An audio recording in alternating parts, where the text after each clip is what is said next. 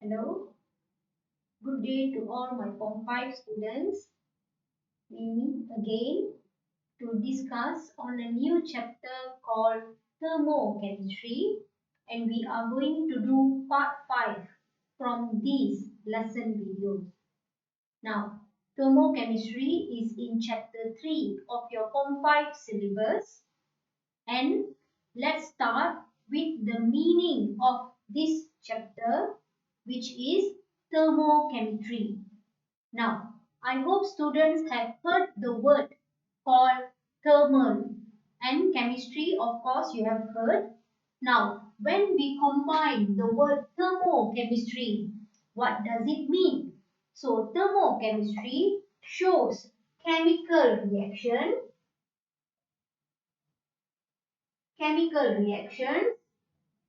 that involve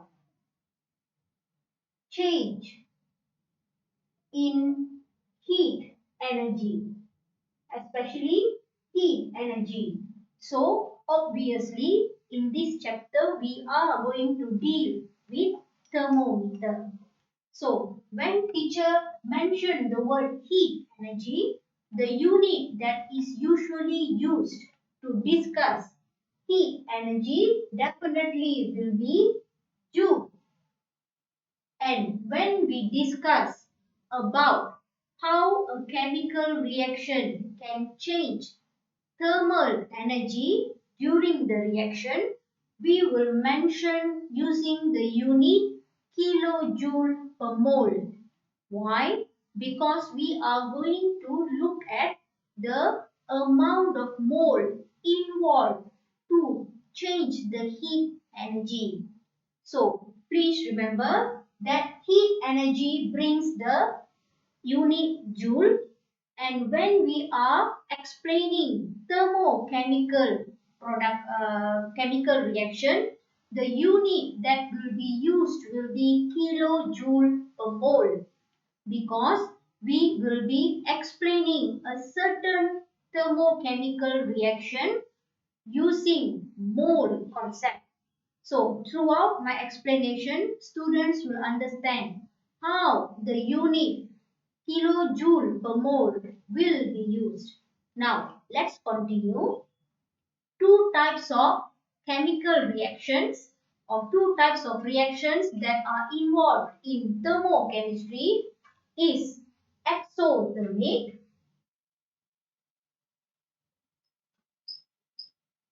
and endothermic. So I hope students will learn these two important type of reactions. Now please remember, exothermic shows the heat energy from the surrounding increases. When teacher mentioned the word heat energy increases, this shows that the temperature increases.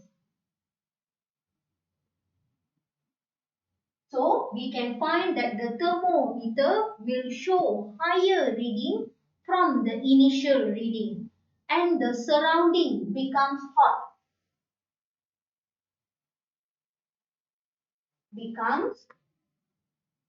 hot.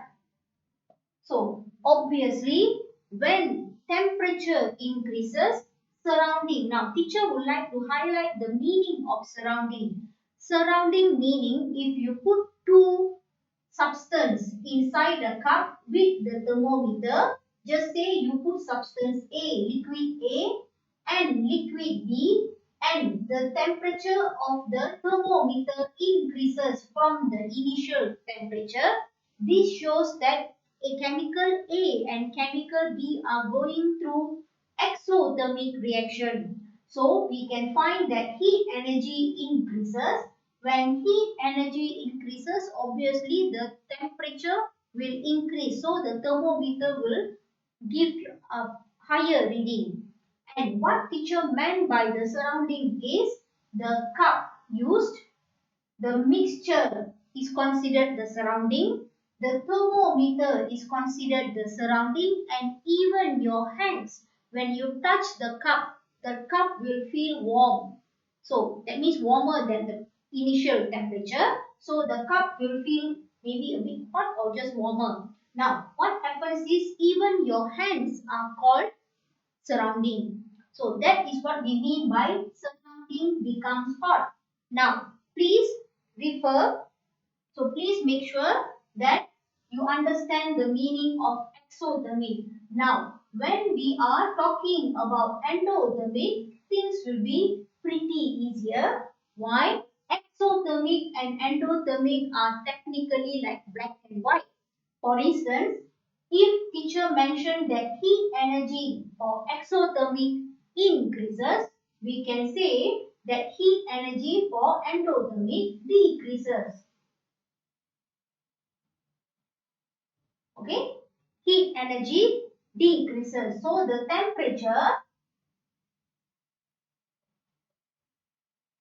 decreases as well. Surrounding becomes cold. Okay, so the surrounding becomes cold. So this is what I want students to understand. So can you see that exothermic and endothermic are total opposite from each other? Okay, so heat energy decreases. Now, one thing teacher would like to highlight, when teachers say heat energy increases, that means the heat energy released to the surrounding. When teacher mentioned heat energy decreases, that means the heat energy is absorbed from the surrounding. Okay, so when the heat energy absorbed from the surrounding, the heat energy from the surrounding, which is your surrounding, okay, becomes cold. So that is what teacher wants students to understand. Now, let's move on to example of endothermic. This is very important because students need to know few examples of physical and chemical reactions which involve endothermic and exothermic. Now, let's move on. Now, endothermic. I hope students have heard the term neutralization. So, neutralization is one classic example of exothermic, where the temperature of the mixture, especially when you mix alkali and acid, you can find the conical cloths becomes a bit warm.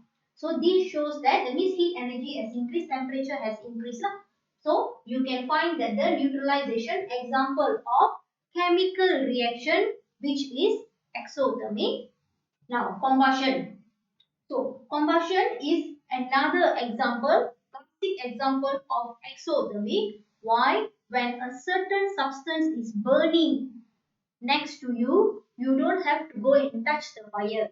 The heat energy, okay, that's what teacher meant by the surrounding becomes hot. Imagine if you are burning a book in a closed room. You don't have to go and touch the fire. You will feel hot itself because of the heat energy produced during combustion. Now, when teacher want to give you example of an exothermic reaction involving physical reaction. Example is dissolving sodium hydroxide into water. Sodium hydroxide, when we dissolve in water, it produces sodium ion and hydroxide ion. Now, this is an example of exothermic reaction. Now, let's move on to example of endothermic reaction. Now, endothermic reaction is example is photosynthesis. All of you are aware of photosynthesis, okay, and thermal decomposition of carbonate salts. Okay, so these two are chemical example of chemical reaction. For instance, carbonate salts, calcium carbonate. When we heat it up, we get calcium oxide and carbon dioxide. So this is an example of endothermic reaction. Heat energy is absorbed from the surrounding, making the surrounding colder. Colder. Now, let's go to example of endothermic reaction which involves physical reaction. Now, dissolving ammonium or nitrate salts. Okay, when you dissolve ammonium or nitrate salts, we can find that the heat from the surrounding becomes colder. That means heat is technically absorbed. For instance, potassium nitrate dissolved in water to produce potassium ion and nitrate salt, nitrate ion, sorry, nitrate ion. This is an example of endothermic reaction. Now, let's go to why a certain reaction. Students need to know why a certain reaction becomes endothermic or exothermic. Now, let's go to why heat changes during chemical reaction. Now, here we are not going to discuss about physical reaction. We are mainly going to discuss about chemical reaction. Now, the two major episodes that happens during a chemical reaction is breaking of the bond and forming of the bond. Now, what happens is I want students to understand now. When teacher mention, for instance, when teacher say that neutralization is a exothermic reaction, please don't think that only exothermic, that means heat is released to the surrounding forever. No. What happens is the chemical reaction during neutralization is a combination. Teacher repeat, chemical reactions that happen during neutralization is a combination of exothermic and endothermic. But the final outcome during the reaction shows whether the heat energy has been released or heat energy has been absorbed. Now, let's look at a few examples. So, before that, I want students to understand when during the chemical reactions, the substances or the reactants go through two processes. For instance, breaking of the bond and forming of the bond. So it should be easier if students know that breaking of the bond involves endothermic.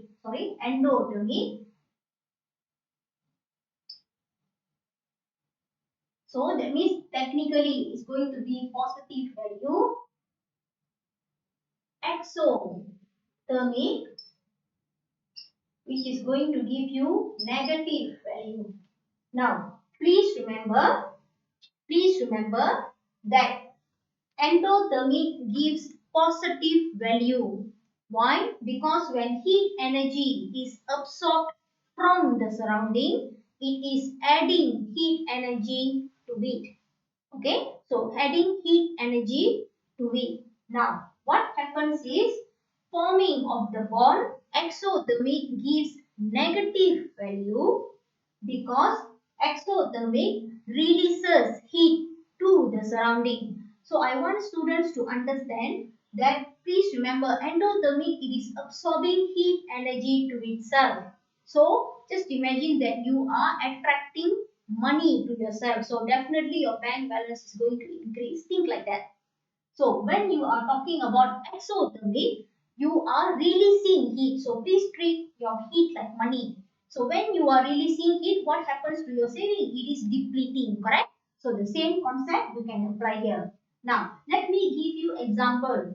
Okay, let me give you example of how a certain reaction turn out to be exothermic or another type of chemical reaction which happens to turn out to be endothermic reaction. Now, please look at this example. This is an example of neutralization. Okay, because teacher had mentioned neutralization is an example of exothermic.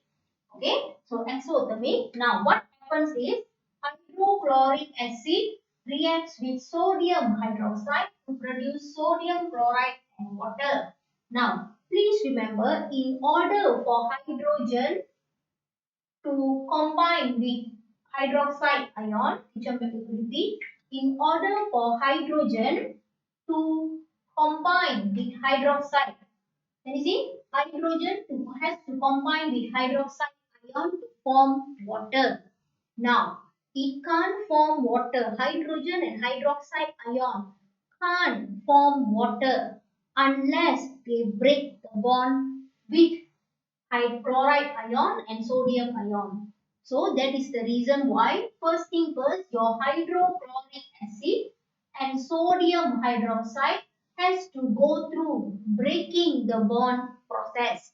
Now, teacher have mentioned that endothermic always gives positive sign in the amount of heat. To repeat, endothermic always gives positive sign in your amount of heat. So that's the reason why this is just a example teacher giving. This is not the exact amount of heat value. Okay, just for your understanding, teacher just giving the nearest value. Okay, now see, hydrogen has to break the bond from chloride ion. Just an example. So just imagine that in order to break the bond, it has absorbed. Okay, cold. So absorb heat. Okay, so absorb heat around 100 kilojoule per mole. So remember, teacher said that the unit used is kilojoule per mole. Joule is heat energy, but for thermochemistry we use kilojoule per mole because all the substances, the reactants are explained from 1 mole point of view. Alright? Okay, now hydrogen ion has to break the bond from chloride ion. Just say it has managed to absorb 100 kilojoule. Absorb endothermic reaction. Okay, absorb endothermic reaction, positive value. It increase 100. Now, sodium hydroxide has to break away from hydroxide ion. Okay, so sodium ion has to break away from hydroxide ion. Again, 100 kilojoule of heat has been absorbed. Now, look at, now it has to form the bond. Sodium ion has to form the bond with chloride ion. And hydrogen ion has to form the bond with with the hydrogen ion. So that is the reason why when we are forming the bond, we just say, sodium chloride has released 100 kilojoule of heat and water has released 150 kilojoule per mole of heat. Now, combine or add all of them together.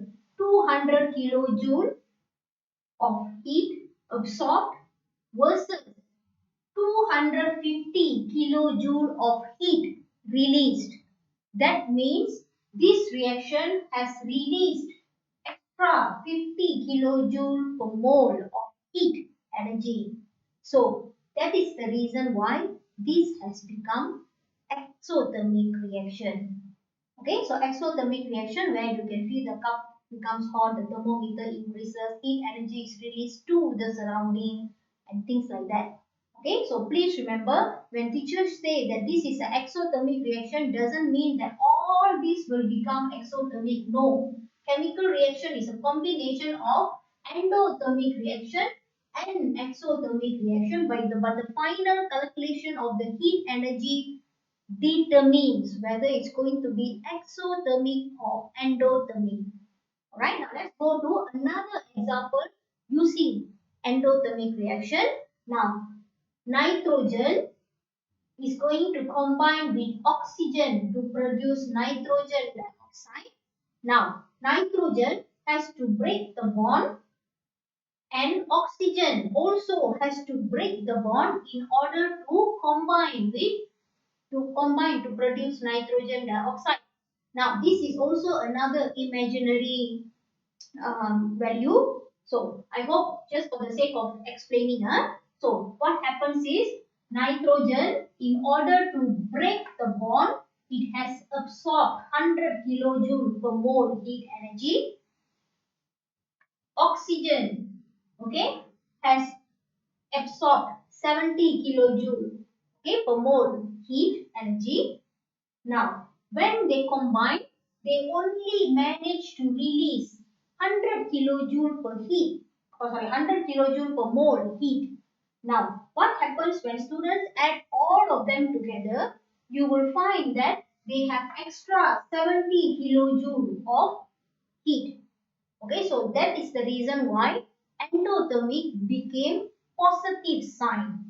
You see, endothermic always gives positive sign.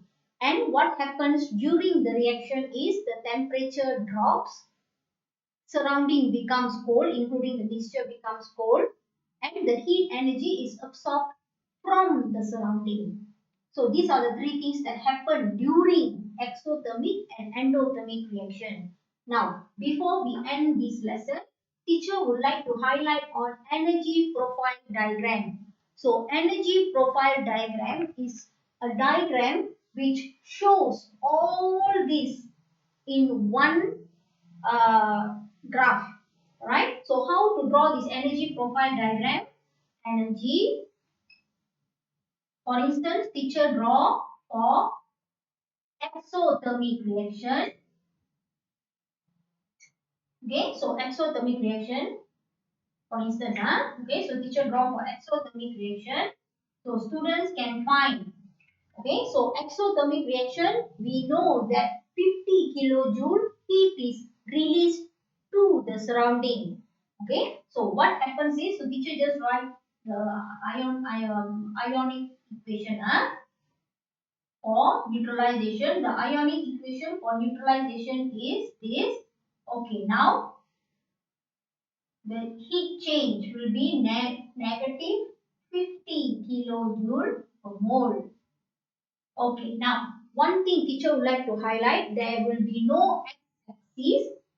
Second is, I want students to see that the heat, the energy level actually decreases. This shows that heat energy is released. I told you to imagine that heat energy is like your bank balance.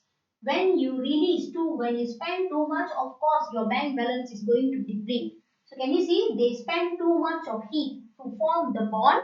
So that is the reason why they lost 50 kilojoule. That means that's the reason why the heat energy is being released. Another thing teacher would like to highlight is total energy content. Now, total energy, total of this and this, total energy content of the reactant is higher than total energy content of the product. Teacher highlight. Okay, teacher repeat. Total energy content. This is energy content. Okay, so this is energy content. So total, for instance, total energy content for the reaction, hydrogen ion, hydroxide ion, teacher just write the ionic equation. Total, these are the reactants. Total energy content of the reactant is much higher than total energy content of the product. So that is the reason why it became exothermic reaction. Now let me give endothermic reaction. So how we are going to do is energy, no x-axis. So